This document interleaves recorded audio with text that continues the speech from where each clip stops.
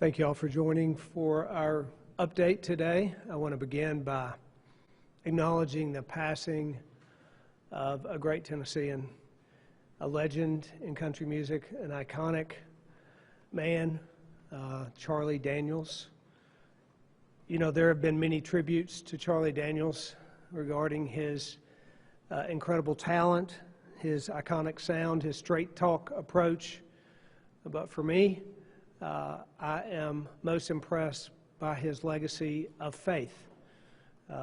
Charlie often referred to Psalm 91 and talked about trusting the Lord. And we all know that he said his priorities are God and his family and his country and then his work. And while he leaves behind a multifaceted legacy, for me, his legacy of faith rises above them all. And we will honor the life of Charlie Daniels by lowering the Capitol flags from sunrise to sunset on July the 10th. As for our briefing today, we'll cover several items with regard to our response to COVID-19. But first, I want to follow up on an announcement that I made last week regarding the Capitol Commission. The State Capitol Commission will meet tomorrow to take up the issue of the Nathan Bedford Forrest bust and its future in the State Capitol. Tomorrow's commission meeting has been more than a year in the making, with appointments to that Capitol Commission and options for the bust that have been evaluated with respect to both those who are in favor of it remaining in the Capitol and those who believe that it should be relocated. The Nathan Bedford Forrest bust has spurred a heated debate that began long before all of this national ruckus on monuments that we're seeing play out today. Since taking office in 2019, literally thousands of Tennesseans have reached out to me passionately on both sides of the issue regarding their opinions of the Nathan Bedford Forrest bust, and I know that they have done that for governors before me. This issue of the Forrest bust that's been going on in this state for 40 years is very different than the destructive tide that swept the nation in recent weeks, that's been about the defacing of property and denying history. That is a mob rule or mob mentality that's confused for activism, but it represents the worst possible way, I believe, to address questions of history and symbolism and context. The State Capitol Commission process, however, is the opposite of what we're seeing play out nationally. It is a process designed by the Tennessee General Assembly with representative citizen appointees who use a framework to determine the historical figures that we revere in the halls of our State House. I have a great deal of respect for this process and for the task that the members face on this complex issue. A Confederate general from Memphis, Nathan Bedford Forrest, is a renowned military tactician, and the bust sits opposite a fellow Tennessean, a Union admiral, and an esteemed military leader, David Farragut. In tandem, these two men represent the push and pull of our state's history and the conflict that forged so much of our identity and the role that we have had in striving to become a more perfect union. However, Forrest represents pain and suffering and brutal crimes committed against African Americans, and that pain is very real for many of our fellow Tennesseans as they walk the halls of our State House and evaluate how he could be one of the just 9 busts that are elevated to a place of honor and reverence in the Capitol. Symbols matter. Proclamations and statues are not just snapshots of our history. They're a window into what we value. And while the Nathan Bedford Forrest bust creates a clear tension between heritage and symbolism, we'd be wise not to make this a referendum on his place in history.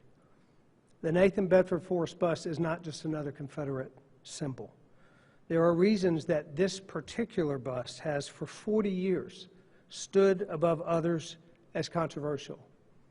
It's because this particular individual, in a particular season of his life, significantly contributed to one of the most regretful and painful chapters in our nation's history.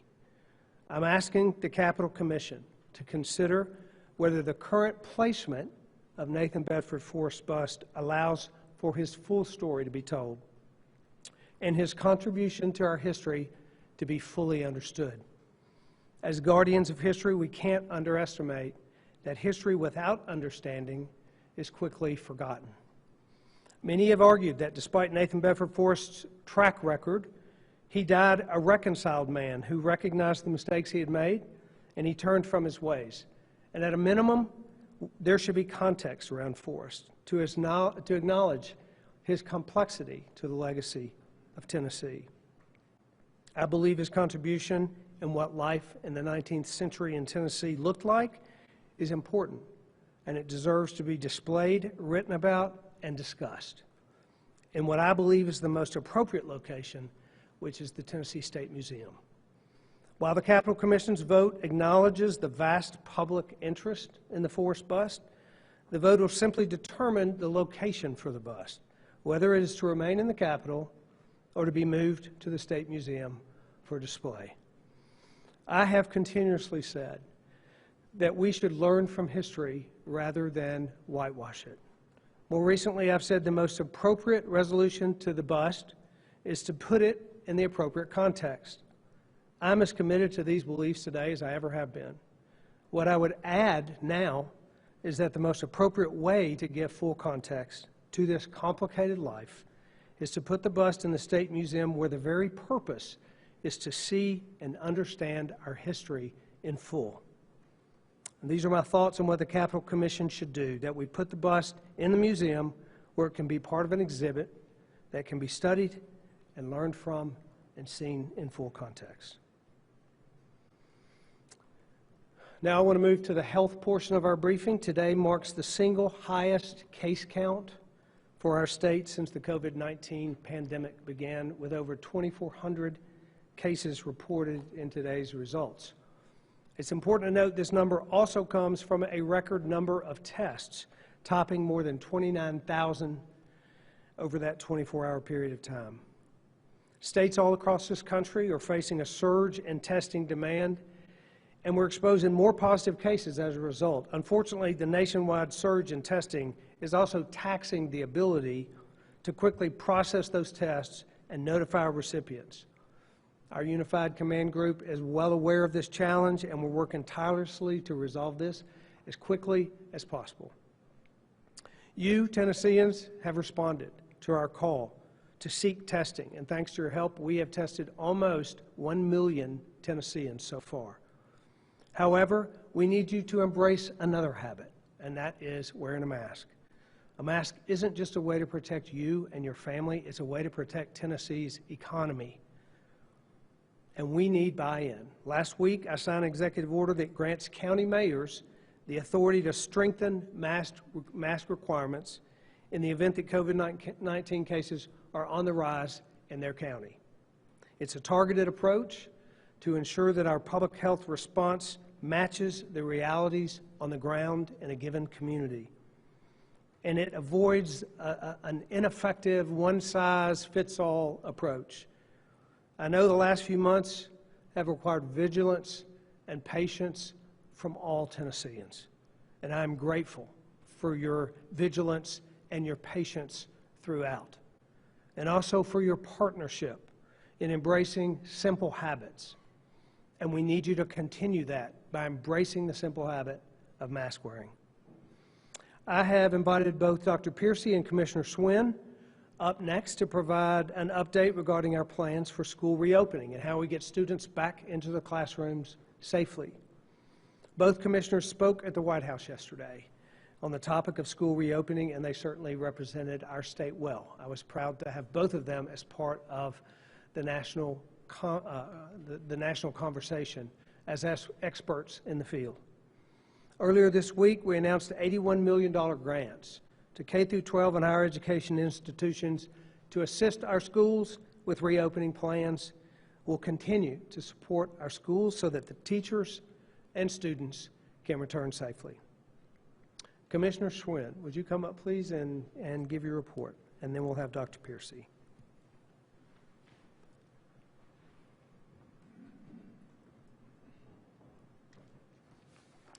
Good afternoon, and thank you for having me today. I wanted to give a brief overview of where we are with school reopening. So first and foremost, the priority of the department will continue to be making sure that our students and staff are safe and that all of our students get access to a high-quality education. So one of the things we've been doing is talking about an overall framework. So over the last 2 months, the Department of Education has put out a suite of resources, really focusing on local control and also a significant amount of state guidance as our districts are navigating their individual needs and experiences. For academics, we've put out multiple toolkits related to different forms of learning, hybrid models, in-person models, and then certainly remote and distance models. We're developing and rolling out an online tool that will allow for an entire year of instruction in videos that can be looked at online or certainly downloaded onto individual devices. The governor announced $50 million in technology grants, which is phenomenal. That pays for 1/3 of the cost of computers for every single 3rd through 12th grader in the state. A massive investment that completely changes the access and opportunities for students, whether they are in rural communities, urban communities, or suburban communities. We're continuing partnerships with PBS and Ready Rosie, and we'll also be providing a suite of online resources to help teachers know exactly where their students are so they can diagnose any learning gaps that have happened because of the closures and then certainly move forward with regular instruction. From a whole child perspective, we have the Child Wellbeing Task Force, which just is ending their second massive meeting. There is a toolkit and a report that's coming out in the next several days that will outline a look back at what school closures, what the impact of school closures has been, and then certainly a forward look in terms of what's to come and how do we ensure that all children continue to have access to nutrition, access to behavioral supports, and other resources that we know are critically important to all of our kids, but certainly for many students when schools are closed. And then finally, for educators, I'm excited to say that we've had over 17,000 teachers participate in the free professional development that we offered statewide through Trevecca, and we had almost half of the principals in the state participate in the free professional development through the University of Tennessee at Knoxville. We continue to develop professional development resources which schools can use at their leisure, and then certainly want to make sure that our 3 times a week superintendent calls, our one-on-one office hours and concierge service that we're providing to our districts, and then the technical assistance that we're providing will continue. The last thing that I'll say is districts are super hard at work over the next coming weeks. July 24th, districts have a continuous learning plan that will be due to the state. The state board had a policy that said every district will need to have a plan in place if remote learning is necessary. So certainly we are working closely with our districts to ensure that they have the assistance, the resources, and the support that they need to develop robust plans so that whether or not they are in a hybrid model, in person or remote, students continue to learn, and we are putting safety and high quality education front of mind. The department will continue to provide resources and continue to roll out new information every week as we work under this broad framework, which again is safety and health of all stakeholders and high quality education for all children. I'll just close by saying it was a tremendous honor to be in Washington yesterday. It was our first time at the White House, and I think that one of the things that struck me was the number of people from all parts of the country who were there in one space to talk about the importance of our children. They are students, certainly, but at the core, they are young children who live in our homes, play in our communities, and we see in grocery stores and in front yards. And when we think about the importance of our public schools here in the state of Tennessee, we know that their responsibility is certainly around providing a high-quality education, but it's so much more. And our superintendents, principals, and teachers who are working their bones out this summer to make sure that we open up schools well will continue to do so on behalf of families. And so I appreciate their work, and thank you for having me. Thank you. Thank you, Commissioner. And I also want to just go on record as saying thank you to the teachers, to the districts, to the superintendents that are facing situations that they've never faced before in Tennessee, but they're stepping up to the challenge. It's the hard work of preparing to get back to school. Our teachers are engaged. Our districts and superintendents are engaged, our school boards are engaged, and we're grateful for the community involvement and engagement with the state, with Commissioner, with the department. Together we can create a safe opening for our teachers and for our children. Dr. Piercy, would you come up and give our health report, please? Thank you, Governor. Good afternoon. As Commissioner Schwinn said, we had the honor and privilege of being at the White House yesterday to talk about America's reopening of schools. And I'll leave the education piece to her and talk to you a little bit about the health piece. I think many of you know I'm a pediatrician and I'm a mother of 4, the oldest of which is going to start college in the fall, and the other 3 are in high school. So this is a very real issue to me as well. And so I not only personally want to know that my children are going to be safe, but I want to make sure your children are safe. So the one piece of information that really helps to reassure me is that, kids do very well during this disease process. Now, granted, they can transmit it to others, and others, particularly older or at-risk people, might not fare so well, but children, by and large, don't need hospitalization, and pediatric deaths are exceedingly rare. Many states have had a 0 to just a few single digits of pediatric deaths. What we do know is that a lot of children are asymptomatic. Now, that means that we have to catch it before it starts spreading, but that they are usually not terribly ill. But in addition to physical health, we also are really focused on the holistic needs of the child. And so in addition to their learning, we also are really keen on making sure that they are socially well and emotionally well. And all of you, like me, that have children that have been in school know that this has been a struggle. Our kids that are normally happy-go-lucky and really interactive and social have really missed their friends, they've really missed their teachers, and they've gone through a grief process too. So we know that it's very important to get them back into the classroom. You've probably seen the American Academy of Pediatrics recommendation. Their strong encouragement is that all policy considerations should start with the goal of having students physically present in classrooms. That's what we're aiming for here in Tennessee.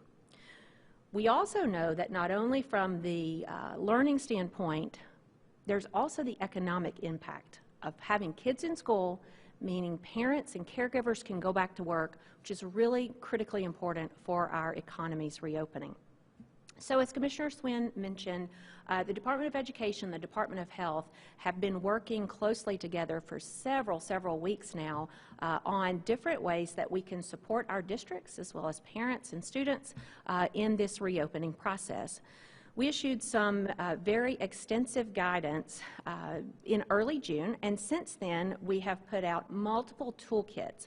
And, the guidance is an overall conceptual theory of how we're going to go back to school, but it also contains a lot of practical tips, short videos where teachers can learn how to set up their classrooms, things like how to do bus transportation, how to do meals, how to make special accommodations for children with extraordinary needs or early childhood education. What we've learned in all of this is that one size doesn't fit all and that there are no absolutes. And that kind of makes us feel better. Having a black and white guide, a yes or a no, that's what we all want. But we're learning a lot about this virus, and we're learning a lot about the response, and so that requires flexibility. And so we encourage districts to be flexible, but to also be transparent. You don't have to have all the answers. It's okay to be uncertain about some things as long as you have an overarching framework of how you're going to do this. We want districts and parents to be reassured that we're going to create the safest environment possible, not only for children, but also for teachers when they're going back to school. Switching gears a bit, the governor mentioned, and I'm sure you've heard of some issues with lab turnaround time. I want to preface this by saying this is a national issue. This is not something that is specific here in Tennessee, but it is certainly affecting us here in Tennessee. We have heard of delays of 7, 10, sometimes even 12 days to get results back from a test. That's unacceptable. We can't get patients back to work. We can't get contact tracing started until we get that result back in. Let me tell you why that may be happening. There are a lot of reasons, chief of which is probably Remember, nobody did this test prior to February. So they went literally from 0 to thousands per day in 4 months. I know it's felt like 4 years, but it's about 4 months. And we've asked our labs to do a whole lot in a short amount of time. So that's one. They just started doing this in the last few months. And another one is it takes time. Even with a desire, it takes time to scale up. So you've got equipment that you have to scale up. You've got supplies that you have to scale up, and personnel as well. And the supply chain has been, it's been fluctuating. You remember at the beginning of this, we didn't have the supply chain coming. Many of those supplies came from overseas, and with their shutdowns, that supply chain was interrupted. That has solidified, but now the demand is really outpacing the supply, and so these supply companies and as well as the equipment manufacturers are having trouble keeping up. So it's going to take some time to catch up with that demand because right now every single lab in the state and quite frankly in the nation is getting close to being maxed out on their capacity. So what are we doing about that? We have the ability to monitor lab turnaround time, and we routinely look at least several times per week at the turnaround time of 26 different labs that are used across the state. Some of those are out of state, most of them are in state, but we're watching that almost on a daily basis so we can direct samples to the labs that have the most capacity and the shortest turnaround time. We're also helping labs build capacity wherever they can. If they need guidance on where to seek supplies or how to get manufacturers to get them some equipment in a faster time frame, we're trying to do that for our commercial partners, and we're trying to build our own capacity in the state public health lab. And we're no different than any other commercial lab. We're relying upon the same supply chain, and so it's taxing us as well to build that capacity. The other thing that we're seeing that's understandable, but is a change from the past, is that because of this excessive demand, labs are starting to prioritize which samples they run first. And it makes sense, and I understand it. High-risk individuals, healthcare workers, those who are truly symptomatic, hospitalized patients, those are getting run first.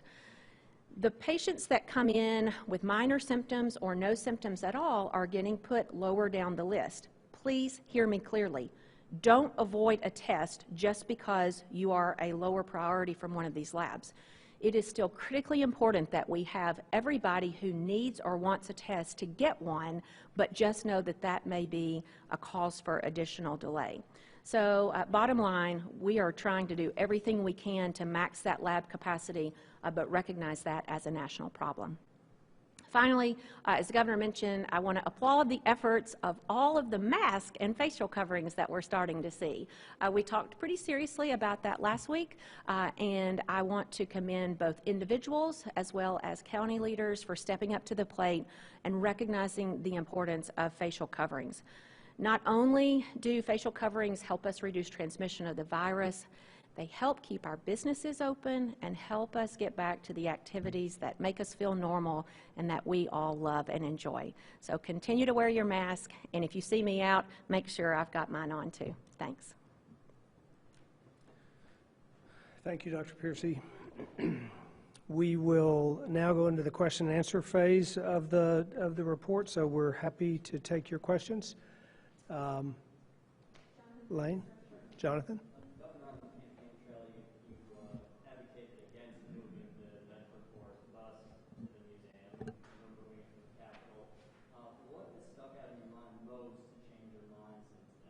So what I said on the campaign trail was that I didn't think we ought to remove Confederate monuments and whitewash history. I still believe that's the case. I think, as I fully explained, I think what's most important is that we understand full context. And the way to provide context for this particular bust, the best way to provide full context and full understanding of his contribution to Tennessee's history, which is important, should be understood, should be read about, should be discussed, is to create an opportunity for that full context, and that's only available in the State Museum. And do you think the motion will pass tomorrow? Is there a feel of how it's set up? The Capital Commission will vote on that. I've given them what my proposal is, what I believe is the best approach, but all along we've known that it is a decision of the Capital Commission. That's the process, a process developed on the legislature, and we'll see where that goes tomorrow. Governor, can you reiterate the big picture strategy right now with the coronavirus? Just because before it was closing, everybody quarantined, flatten the curve, and that way enable us to build up contact tracing capacity. Now, things are back open and we're wearing our masks. But what is the big picture strategy as you would describe to get that curve, so to speak? I think that you mentioned that we're wearing our masks. We're starting to wear our masks. And I think that local officials are realizing, as they're seeing as cases rise in their individual communities, that it is important to advocate for that. So it's the personal behaviors of every single person. This is a virus that's spread with human contact. So we minimize the spread by doing the things that we know are most important. And that is first and foremost in our talk today, and what we're reiterating and emphasizing today is the efforts around wearing masks, included with social distancing, washing your hands, stay home when you're sick, all the things that we know mitigates the spread of the virus.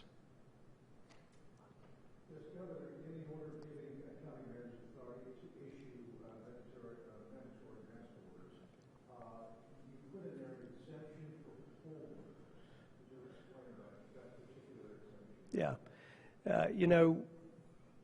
First Amendment rights, actually all rights, are to be protected. It's one of the reasons we put in there an exemption for religious activities as well. We want people to exercise their right to vote, and it's important that there be no inhibition to or no restriction for, and that there be no reason why a person would not be able to go to vote because potentially they might not have a mask, and that's the reason we did that.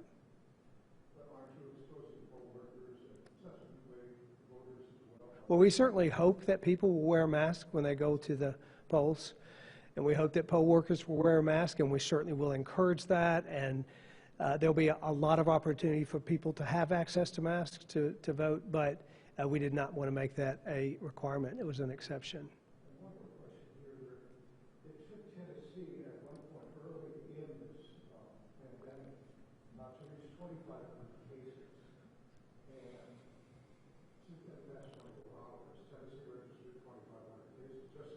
That's right. It is absolutely concerning. We're very concerned about the spread, which is why we are talking about the things that we believe will best mitigate the spread in our state. We need to protect the ability for our economy to continue to operate so that people can continue to work, so that kids can go back to school, so that activities that are important for our society can continue. And we have this virus, so we need to learn how to live with it and to mitigate it in a way that we can continue to live and continue to operate our businesses and continue to carry out the functions, but do so in a way that's safe. That's why we're talking so much about masks and distancing and washing hands and the things that will slow the spread. Thank you, Elaine, and thank you, Governor. I actually have a couple of questions for Commissioner Piercy. Specifically about today's big number, is that related to that backup that we're talking about? So today's number is obviously the highest we have had. But as the governor mentioned, our testing number, the denominator, is also the highest we've ever had. So a really reliable or a more reliable indicator of where our curve is moving is what we call the positivity rate. Some people also call that the attack rate, which is how many positive tests we've had in the context of all of them. Today's positivity rate was, I believe, 8.3% or so, which is pretty much in line with what we've been seeing. So when you take that into context, yes, the 2,500 or so number is startling and it's eye-opening, but it is also in context of what we've been seeing. So we see this continued increase, which means this is not slowing down. We have to continue making those efforts that we've talked about so much, but I'm not additionally concerned today any more than I was yesterday, which was still a high level of concern, but nothing extreme today. The reason I ask about this and about the delays is because we've heard from people that have been waiting more than 11, 12 days to get the results. AEL has been waiting for several of these results delayed by many weeks. So why is the state still sending them samples? So as I mentioned, we're looking at all of the different labs and all of the different turnaround times. That is one of those labs that we are shifting away from right now until they can catch up with their capacity or with their throughput. And so the other thing that AEL is doing, and as I mentioned earlier, it's not the wrong way to handle it, but they are prioritizing. And our approach, as you know, has been for 90 days now, is to test everybody who wants a test or who needs a test, including those that are asymptomatic. And when labs have those backups like they're having, they put those at the bottom of the list or sometimes don't even test asymptomatic patients. And so until they can get caught up, we'll probably disperse our test elsewhere. Last question for the governor. Governor, I had a lot of questions today, so I apologize. President Trump has talked about forcing schools to reopen or withholding money. Will you keep money from the districts that decide to not return to in-person this fall? Yeah, we don't think that's happening. We don't see that happening. We have a really strong partnership with our districts. Commissioner Schwinn is working, as she said. We have calls 3 times a week with every superintendent. I believe that's right, Commissioner. And so we don't see that happening in our state. Governor.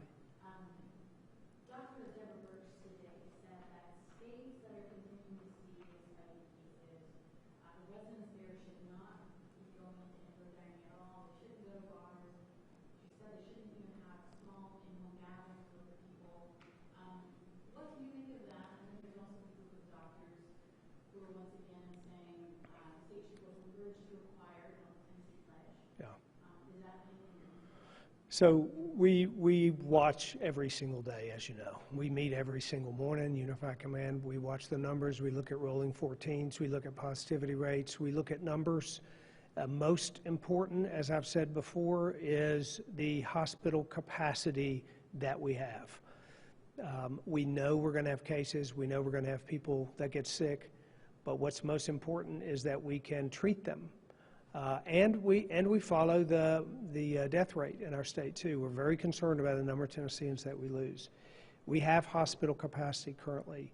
We have capacity in all regions. I'll let Dr. Piercy address hospital capacity a bit more, but I was on the call today, as I said earlier, with Tennessee Hospital Association to talk about every hospital, every region, what that capacity looks like. That's the most important number for us. And that's how we make decisions about what we do going forward. Do you think that businesses are adequately? Well, we are certainly encouraging businesses to continue to do so. Commissioner Ezell, I believe, is in Sevier County today, meeting with local officials there. We have our Unified Command Group actually is set up to and goes to localities that have spikes in cases, specifically to meet with chambers, leaders, health officials there to make sure that those counties where we do see spikes are urgently advocating for the Tennessee Pledge, for mask requirements, for any number of health approaches. So Yeah, we're concerned. We're concerned just like Dr. Burks, and we believe that as we watch the data, we'll make the decisions best for each community. You want to add? Capacity, yeah. Yes, sir. Thank you. So, Natalie, you're right. We look at hospital capacity on a daily basis, and we've seen it tick down, the available beds, just a little bit. It's not into the concerning area. You're probably familiar. We use a red, yellow, green, and it's just in the last couple of days it's gone from green to yellow.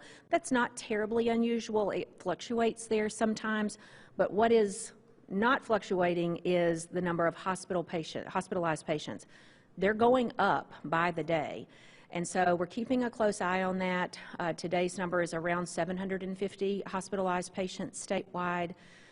Those are primarily concentrated in the Memphis and Nashville markets, but we're starting to see some increases in the Knoxville and Chattanooga markets, as well as Jackson and Tri-Cities. And so pretty much every large hospital system in the state is having growing numbers of COVID patients. And so nobody's in any type of critical need right now.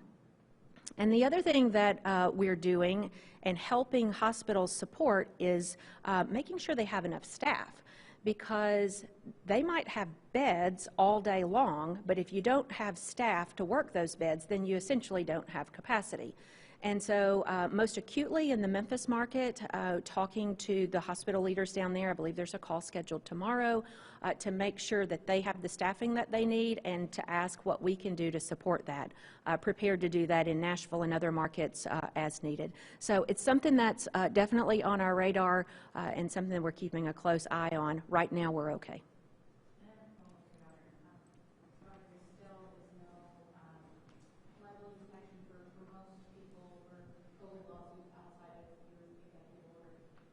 I'm sorry, there's no what? Right. Right. What is the update on home session, how those negotiations are going? Yeah, so we are, the legislature really will determine their approach on liability, but we expect that there will be a special session called to address liability legislation. The details of that are not fleshed out yet, but we're having conversations around what does that liability protection actually look like, and what is the best time for the special session. So there's no specific answer on when or what that call will be, but we're moving in that direction. This question is both for Dr. Christie and the Governor. You all seen the pictures from downtown announcing data on clusters, downtown Nashville, we're talking about urban areas, and the urban cries from Barlow here. I know it's Nashville, but this is where these cases are occurring from what we're hearing. Both of you have a message to everybody involved down there, from borrowers, people who are going there. I mean, there's an economic factor. You got to, become part of this as well. What do you say to those folks? Yeah. My message is that COVID-19 is a serious public health pandemic that is present in our state, that is a real health crisis. People are losing their lives as a result of this virus, and we need to take it very seriously. My message is that individually, Tennesseans can respond to this in a way to mitigate this. If we want to keep our bars open and our businesses open and our schools open, if we want to keep our economy moving forward, then we have to take the responsibility of wearing a mask, of social distancing, of not doing those things that we know or create a higher risk for spreading the disease. My word to all Tennesseans is we need you to buy in to this process. And you know what? We have. When we had to in the initial onset, do your part, stay apart, people did. We mitigated the spread. We flattened the curve. We've got to flatten it once again. And we can do that with individual behavior. We can do that with personal responsibility. And we can do it with some pretty simple steps like, well, we believe the curve will be flattened. We certainly, when things happen in the future, we take this one day at a time. We look at the data every day. We believe that the curve will flatten, it's up to Tennesseans to do that, and we think they can. And one more quick question. Did you say you will be bringing your proposal in person to the Capitol Commission tomorrow? Will you be speaking to them? I will. I plan to speak to the Capitol Commission tomorrow. And saying, would you like to add a little more? You'll be talking directly to these folks who will be voting. Well, I think you heard. I think you heard my thoughts about that today. That was what. Those are my thoughts. That is my suggestion. That would be my proposal to the Capitol Commission. And you don't have an expectation of what they will do, but you expect them to vote tomorrow.